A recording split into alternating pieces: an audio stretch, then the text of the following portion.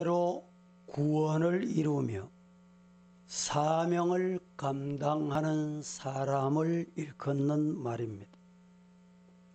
하나님께서 맡기신 사명을 다하려면 항상 믿음의 시험과 시련이 따라오게 돼 있습니다. 이러한 시험과 시련이 찾아오면 거기에는 하나님의 뜻과 그의 사랑이 항상 우리 삶에 함께 하시고 있다라는 것을 믿으셔야 합니다. 로마서 8장 28절 말씀은 모든 것이 합력하여 선을 이루느니라 라고 했습니다. 우리의 인격은 시련을 통한 인내와 오래 참음으로 형성되어 갑니다. 우리의 인격은 시련을 통한 인내와 오래 참음으로 형성되어 갑니다. 이러한 시련을 통해서 인격을 갖추고 하나님의 귀한 사람이 되어진다. 성경은 이렇게 말씀합니다.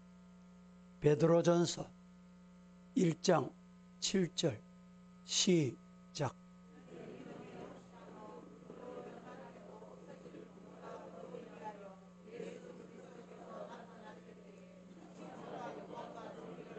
너희 믿음의 확실함은 불로 연단하여도 없어질 금보다 더 귀하여 예수 그리스도께서 나타나실 때에 칭찬과 영광과 존귀를 얻게 할 것이니라 말씀을 했습니다.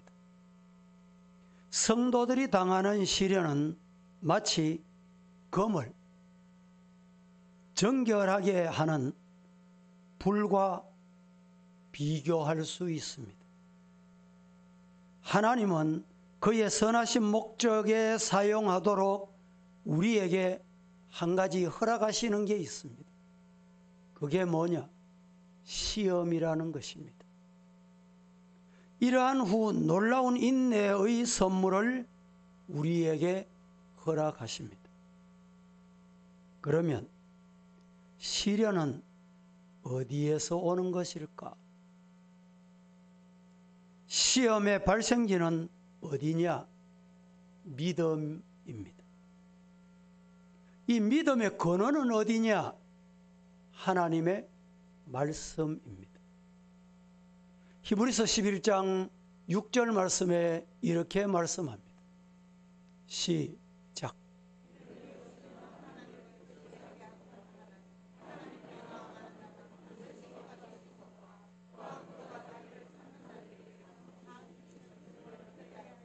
시험의 발상지는 믿음이고 믿음은 어디서 나느냐? 말씀이다. 6절에 다시 봅니다. 믿음이 없이는 하나님을 기뻐시게 못하나니 하나님께 나아가는 자는 반드시 그가 계신 것과 또한 그가 자기를 찾는 자들에게 상 주시는 이심을 어떻게 해야 돼요? 믿어야 된다 라고 말씀합니다. 하나님께서 허락하시는 시련은 믿음의 커다란 영적 의미를 제공해 준다는 뜻입니다.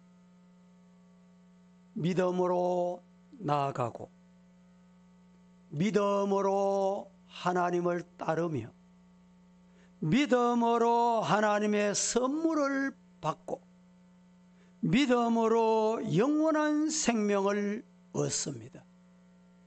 믿습니까? 시련을 통해 믿음은 점점 성숙해지고 자라게 됩니다. 세상을 이길 힘은 오직 믿음뿐입니다. 요한일서 5장 4절에 무릇 하나님께로부터 난 자마다 하나님께로부터 난 사람이 세상을 이기느니라. 세상을 이기는 승리는 이것이니 곧 우리의 믿음이다. 할렐루야. 초대교회 수많은 성도들은 찬송 부르면서 순교의 제물이 됐습니다. 찬송 가운데서 순교를 당했다는 말입니다. 그들이 찬송하면서 순교할 수 있었던 이유가 뭘까요? 근원이 무엇일까요? 이유는 하나님의 영광을 바라보는 믿음이 있었기 때문입니다. 그 믿음에 따라 행했기 때문입니다. 다만 이뿐 아니라 우리가 환난 중에도 즐거워한다. 이 환난은 인내를, 인내는 연단을, 연단은 소망을 이룬다. 로마서 보십시다. 5장 3절과 4절 시작.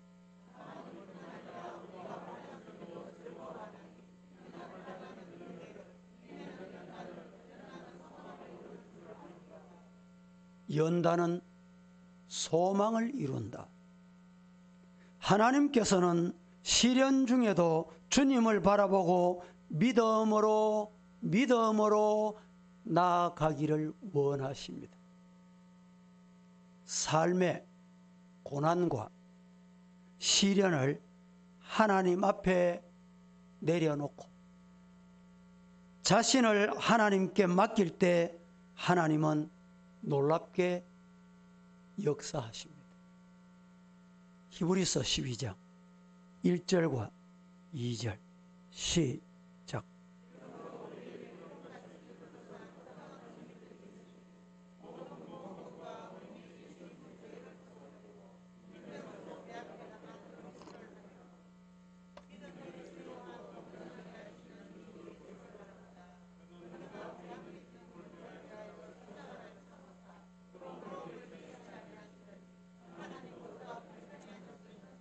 한 번 더 봉독해 보겠습니다. 이러므로 우리에게 구름같이 둘러싼 허다한 정인들이 있으니 모든 무거운 것과 얽매이기 쉬운 죄를 벗어버리고 인내로서 우리 앞에 당한 경주를 하며 믿음의 주요 또 온전하게 하시는 이인 예수를 바라보자.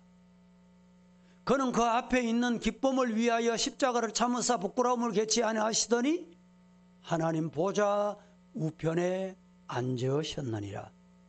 할렐루야. 오늘 본문도 이렇게 말합니다. 요한복음 16장 33절에 이것을 너희에게 이르는 것은 너희로 내 안에서 평안을 누리게 하려 함이라. 세상에서는 우리가 살고 있는 이 세상에서는 지금 세상 말입니다. 너희가 환난을 당하나 따라하십시다. 담대하라. 담대하라. 내가 세상을 이기었다. 믿으시기를 축복합니다. 그리스도인들은 여러 가지 시험과 시련을 통해서 실질적 유익을, 영적 유익을 얻는 자들입니다. 야고보서 1장 2절 말씀에 이렇게 말씀하고 있습니다. 내 형제들아, 너희가 여러 가지 시험을 당하거든 온전히 기쁘게 여기라. 성도들은 여러 가지 시험을 만나고 시련을 통과하면서 세 종류의 고난을 겪게 됩니다. 첫째, 원인과 결과에서 오는 고난이 있습니다. 첫 번째 오는 고난은 원인과 결과로 오는 고난입니다. 이 고난은 성경에서 가르치고 있는 원리대로 무엇을 심든지 그대로 거두는 결과적인 고난을 의미합니다. 우리가 당하는 고난과 시련은 대부분 말씀의 불순종함으로 오는 것입니다. 거기에 관한 원인이요 결과입니다. 그리고 자신의 욕심 때문에 삶의 문제를 가지고 오는 경우가 많습니다. 두 번째, 성도들이 당하는 영적 고난이 있습니다. 첫 번째 원인은 원인과 결과에서 오는 고난이 있고, 둘째는 성도들이 당하는 영적 고난. 이방인은 안 당합니다. 이방인은 당하지 않는 고난, 이 성도가 당하는 영적 고난입니다. 베드로는 이러한 고난이 올 때 놀라지 말고 이상히 여기지도 말아라 말씀했습니다. 경건한 삶을 살아가기 위해 힘쓸 때 영적인 고난, 영적인 시련을 당할 때가 종종 있다, 이 말입니다. 성도는 하나님의 나라에 속한 빛의 자녀입니다. 빛의 자녀로 어두운 세상에서 빛을 발해야 하는 중요한 사명이 성도들에게 주신 사명이에요. 요한복음 1장 1절에서 13절까지 좀 길지만 저와 여러분이 한번 교독하겠습니다. 태초에 말씀이 계시니라. 이 말씀이 하나님과 함께 계셨으니 이 말씀은 곧 하나님이시니라. 만물이 그로 말미암아 지은 바 되었으니 지은 것이 하나도 그가 없이는 된 것이 없느니라.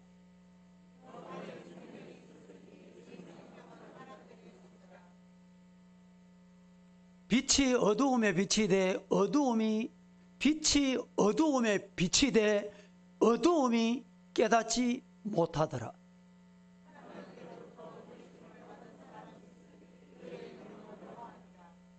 그가 증거하러 왔으니 곧 빛에 대하여 정언하고 모든 사람이 자기로 말미암아 믿게 하려 함이라.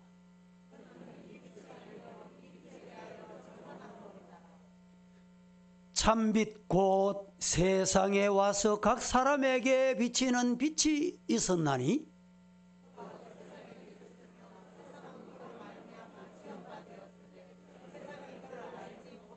자기 땅에 오매 자기 백성이 영접하지 아니하였으나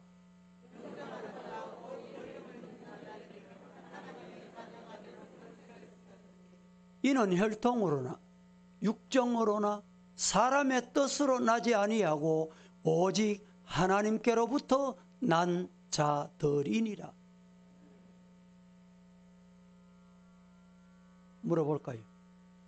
오늘 1절부터 13절까지 빛 몇 번 출연했을까요? 여러분, 빛이 오면 어두움은 싫어합니다.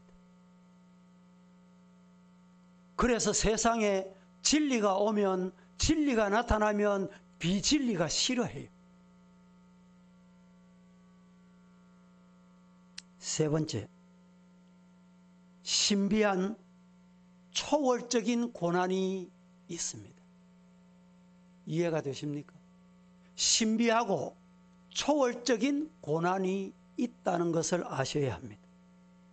이것은 세상에서 가장 감당하기 어려운 고난을 말합니다. 우리는 이 시험과 고난은 이성으로 이해할 수 없습니다. 짧은 지식으로 이해가 안 됩니다. 그 대표적인 예가 성경에 있습니다. 어딜까요? 욥기입니다. 욥에게 온 고난입니다. 욥이 당한 시험과 고난을 그의 친구들은 죄 때문이다, 네 죄 있제, 죄 회개해래, 정죄했습니다. 뿐만 아니라 가장 가까웠던 그의 아내는 뭐라고 말했습니까? 친구들은 네 죄 때문에 당하는 기다. 손가락질했어요. 그런데 그의 아내는 뭐라고 말했습니까? 그의 아내는 하나님의 실수와 하나님의 잘못이다. 이렇게 말합니다. 드디어는 욥 자신도 왜 고난이 찾아왔는지 이해하지 못했고 그는 그 문제를 풀려고 발버둥해 보았지만 풀 수가 없었습니다. 그런데 여러분, 성경은 답합니다. 나중에 그는 하나님은 절대 주권을 가지시고 온 우주의 주님으로 만물을 다스리시며 자기의 뜻에 따라 주시기도 하시고 취하신 자이시기도 하심을 믿게 됐습니다. 이 고난을 신비한 초월적인 고난이라고 표현한 것입니다. 여러분, 고난이 찾아왔을 때 기뻐한다는 것은 쉬운 일이 아니었습니다. 성도는 어떤 고난을 당해도 온전히 기쁘게 여기며 시련 후에 유익을 미리 바라볼 줄 알아야 합니다. 그 눈이 열리기를 주님 이름으로 축복합니다. 마태복음 5장 11절과 12절은 이렇게 말합니다. 시작.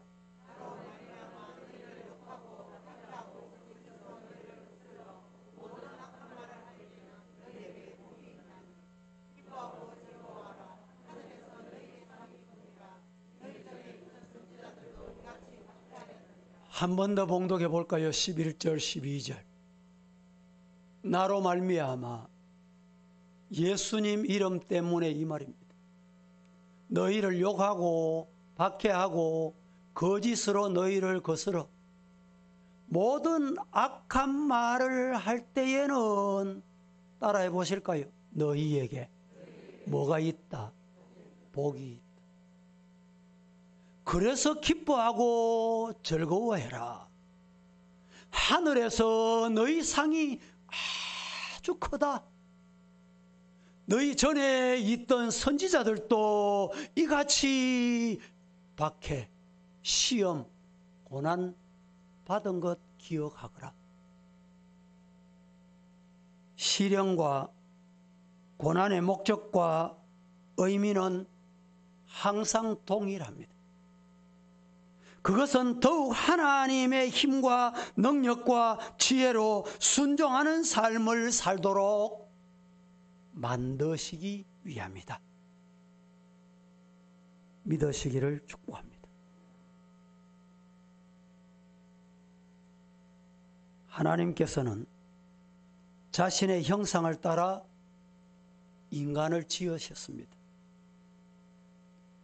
인간을 지으시고 자신을 대리하여 하나님의 성품을 가지고 하나님께서 창조하신 세계를 다스리거라, 관리 잘해라 명하셨습니다.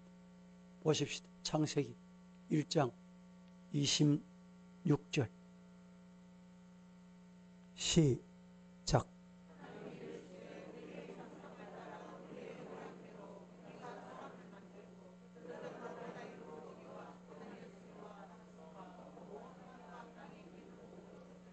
하나님이 이르시되 우리의 형상을 따라 우리의 모양대로 우리가 사람을 만들고, 이 구약의 우리란 성부, 성자, 성령을 말합니다. 만들었습니다. 사람을.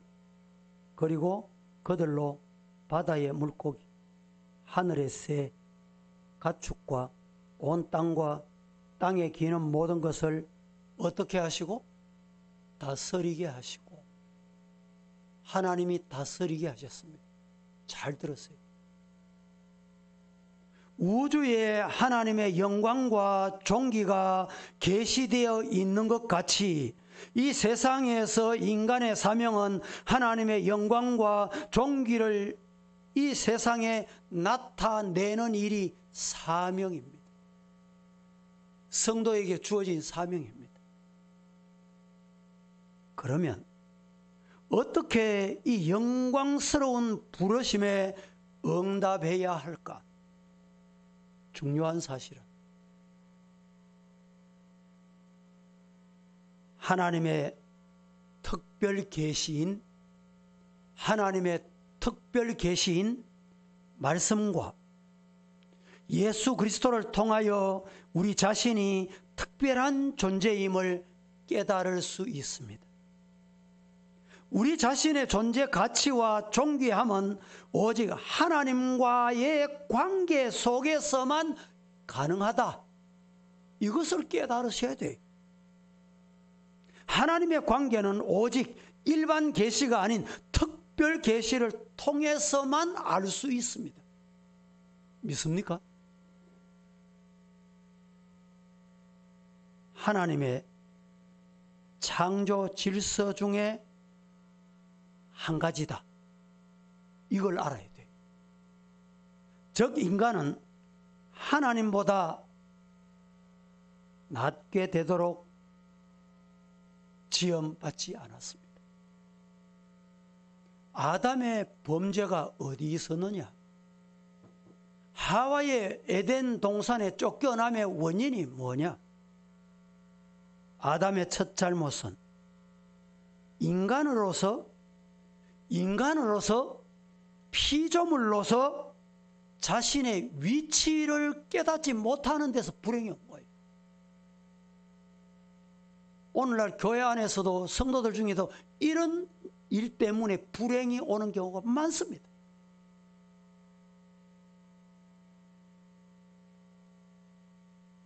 자신이 누군지를 모릅니다. 사탄이 아담을 시험할 때 그는 자신도 하나님처럼 될 수 있다. 대단한 진리구나. 놀라운 것을 내가 몰랐구나. 여기에서 쫓겨나는 원인이 된 것입니다. 우리가 하나님처럼 될 수 있다고 생각하는 그 순간 사탄과 같이 된다는 사실을 잊으면 안 됩니다.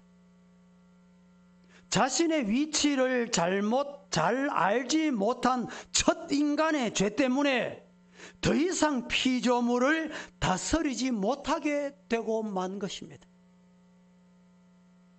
죄 때문에 하나님을 대신하여 다스릴 수 있는 위치를 상실하고 오히려 피조물의 다스림을 받게 되고 만 인간이 됐다 이 말입니다. 그런데 귀한 사실이 있습니다. 놀라운 사실이 있어요. 그러나 예수 그리스도의 구속 사역을 통해서 인간이 새로운 피조물이 되어 하나님께서 주신 본래의 사명을 회복하게 됐다. 예수 그리스도가 주인이다 이 말입니다. 두 번째 아담이신 예수 그리스도가 죄와 사탄과 죽음을 이기셨습니다. 믿으시기를 축복합니다. 그래서 우리는 예수님을 붙잡아야 돼. 예수님을 만나야 돼. 성경 보실까요? 고린도전서 15장 25절과 26절 시작.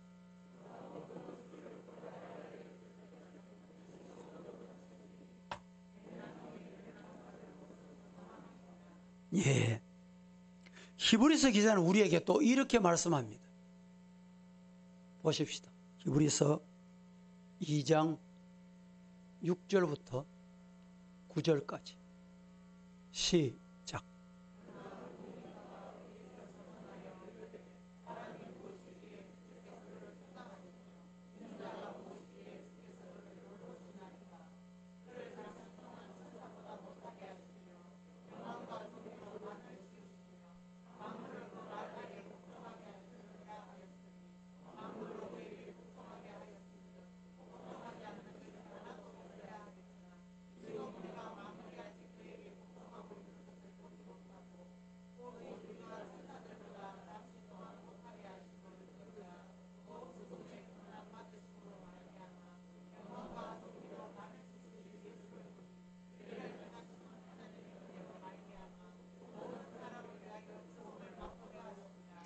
오직 우리가 천사들보다 잠시 동안 못하게 하심을 입은 자 곧 죽음의 고난 받으심으로 말미암아 영광과 존귀로 관을 쓰신 예수를 보니 이를 행하심은 하나님의 은혜로 말미암아 모든 사람을 위하여 죽음을 맛보려 하심이라. 할렐루야. 우리는 잠시 동안 천사보다 조금 낮은 위치에 있지만 예수 그리스도의 십자가의 죽으심으로 구속함을 받은 모든 성도는 영광과 존귀와 면류관으로 복을 받게 될 것이다. 이 은혜 때문에 오늘 우리는 오늘 또 말씀 붙잡고 살게 된 것입니다.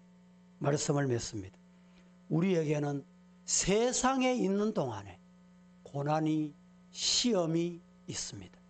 이 시험은 원인과 결과에서 오는 시험, 그리고 성도들만이 당하는 시험, 그러나 신비하고 초월적인 시험이 있다. 이런 시험에서 승리하는 성도가 되기를 예수님 이름으로 축복합니다. 기도하십니다. 하나님 감사합니다. 오후 시간에 이렇게 주께 함께 모여서 말씀 받고 아멘하고 성산을 내려갑니다.